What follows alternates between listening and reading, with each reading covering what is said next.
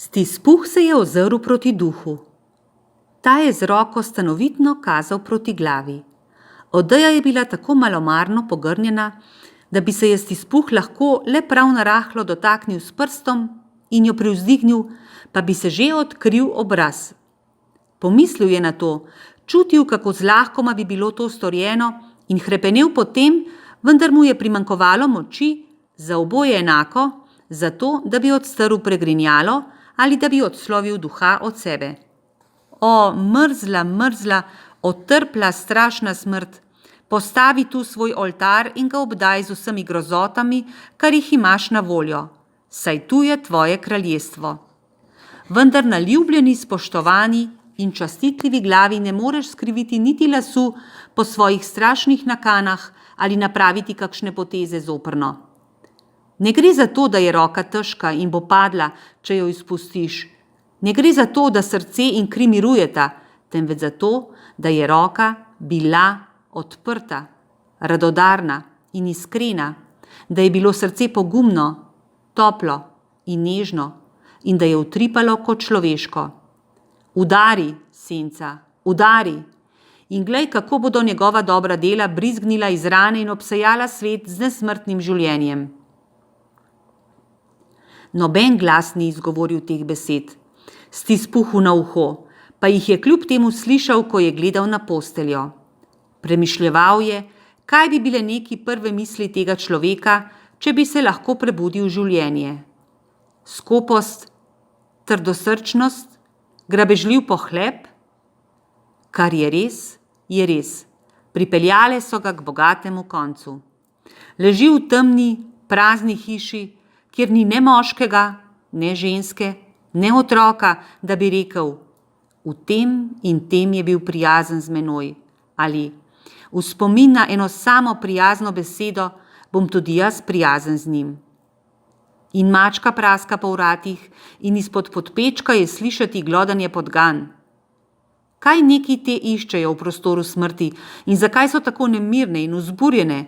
Na to si pa Stispuh ni upal niti pomisliti. Duh, je rekel, to je strahoten kraj. Ko odidem iz njega, ne bom pozabil na njegov nauk. Mi lahko verjameš? Pojdiva. Vendar je duh še kar naprej z nepremičnim prstom kazal na glavo. Razumem, je odgovoril Stispuh, in bom storil, če bom le mogel. Vendar nimam moči, duh, nimam moči. Spet se mu je zazdelo, da ga je duh pogledal. Če je v mestu kdo, ki ga je ganila smrt tega človeka, je ves v smrtni grozi spregovoril Stispuh, mi ga pokaži, duh, rotim te. Prikazen je za trenutek razširila pred njim temno haljo, kakor perut, in jo odmaknila. Pri tem pa se je odgrnila soba pri dnevni svetlobi in v njej je bila mati z otroki. Mati je tesnobno in željno nekoga pričakovala in pri tem hodila gor in dol po sobi. Zdrznila se je ob vsakem glasu in pogledala skozi okno, se ozrla na uro, se poskušala zateči k šivanju, pa brez uspeha, pri tem pa komaj prenašala glasove otrok pri igri. Čez dolgo se je nazadnje le oglasilo težko pričakovano trkanje. Mati je pohitela k vratom in se srečala z možem, z moškim, čigar obraz je bil potrt in razoran od skrbi, pa čeprav je bil še mlad.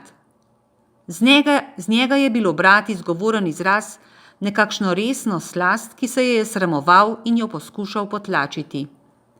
Sedel je k večerji, ki se je grela zanj pri ognju, in ko ga je žena plaho in sicer šele po dolgem molku vprašala, kakšna je novica, se je zdrznil in v zadregi ni znal odgovoriti. Je dobra ali slaba, je rekla žena, da bi mu pomagala. Slaba, je odgovoril. Smo do kraja uničeni? Ne, še je upanje, Karla. Se pravi, če se on omehča, je osuplo rekla. Nič ne more zatreti upanja, če se je zgodil tak čudež.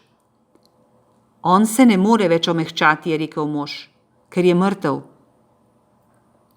Žena je bila blago in potrpežljivo bitje, če je njen obraz govoril resnico, vendar je bila v duši hvaležna za tako novico in je s sklenjenimi rokami to tudi povedala. V prihodnjem trenutku je že molila za odpuščanje in jo je obšla bridkost, vendar je bilo prvo izraz njenega srca. Pokazalo se je, da je čista resnica tisto, kar mi je povedala na pol pijana ženska, o kateri sem ti pripovedoval snoči, ko sem se poskušal oglasiti pri njem in ga preprositi za teden dni odloga, čeprav sem mislil, da je samo izgovor, s katerim bi se me rada odkrižala. Takrat ni bil samo hudo bolan, temveč je umiral.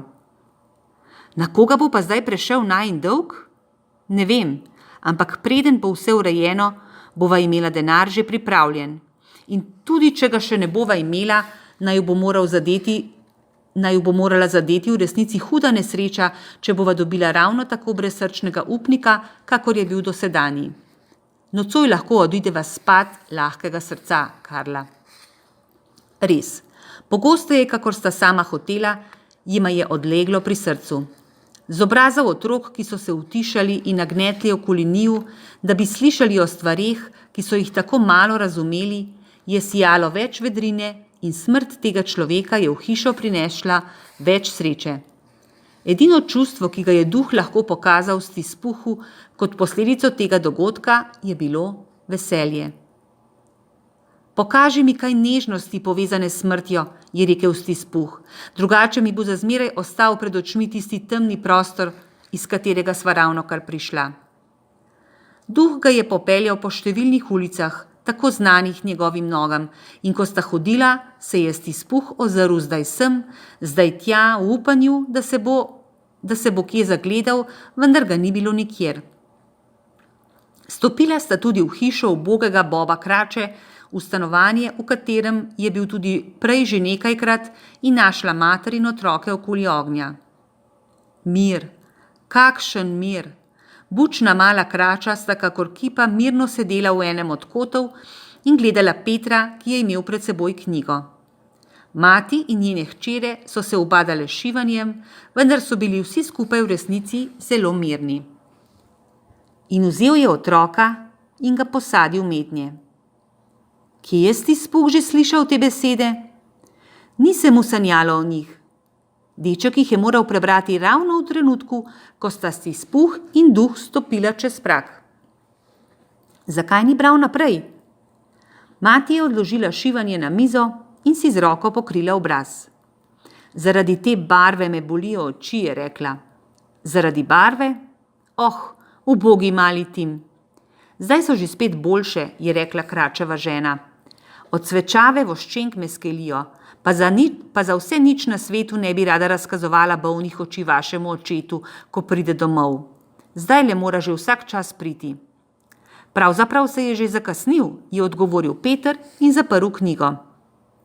Ampak po mojem teh nekaj zadnjih večerov hodi malo počasneje, kakor ponavadi, mama. Spet so se zelo umirili. Nazadnje je mati spregovorila in sicer s trdnim, vedrim glasom, ki je samo enkrat zadrhtel. Vem še, kako je. Spominjam se, kako je včasih v resnici zelo hitro hodil z malim Timom na hrbtu. Jaz tudi, je zaklical Peter. Dostikrat. Jaz ravno tako, je zaklical še nekdo. Vsi so se še spominjali. Vendar je bil mali Tim zelo lahek, je povzela mati, zatopljena v svoje delo. In oče ga je imel tako rad, da to ni zanj pomenilo nobenih težav. Nobenih težav. Ampak vaš očka je že pred vrati. Pohitela mu je naproti ven in mali Bob je prišel noter v toplem brezrokavniku, saj ga je revež potreboval. Čaj ga je že čakal na pripečku in vsi so si na vso moč prizadevali, da bi ga preko mogoče dobil. Potem sta mlada dva Krača pokleknila in se mu vsak z ene strani z licem naslonila na obraz, kakor bi hotela reči: Nič ne maraj, oči, nič si ne ženi k srcu. Bob je bil z njima zelo dobre volje in se je z vso družino veselo pogovarjal. Zagledal je ročno delo na mizi in pohvalil Kračovko in dekleta zaradi pridnosti in hitrice. Še veliko pred nedeljo bo končano, je rekel. Pred nedeljo? Se pravi, da si bil danes tam, Robert, je rekla žena. Bil, draga moja, je odgovoril Bob. Škoda, da nisi bila z menoj. Dobro bi ti delo, ko bi videla, kako lepo zeleno je tam. Ampak saj boš še velikokrat videla. Obljubil sem mu, da pridem spet v nedeljo. Moj mali fantek, je zajokal. Moj mali fantek. Kar v trenutku ga je zlomilo. Nič ni mogel za to. Če bi bil mogel, bi z otrokom mogoče ne bila tako tesno povezana, kakor sta. Odšel je iz sobe in se povzpel v kamro na vrhu, veselo razsvetljeno in ovenčano za Božič. Eden od stolov je bil postavljen tik ob otroku in dobro je bilo videti, da je bil še pred kratkim nekdo tu. Ubogi Bob je sedel nanj, se malo zamislil in umiril, potem pa poljubil obrazek. Vdal se je v to, kar se je zgodilo in se popolnoma srečen vrnil dol.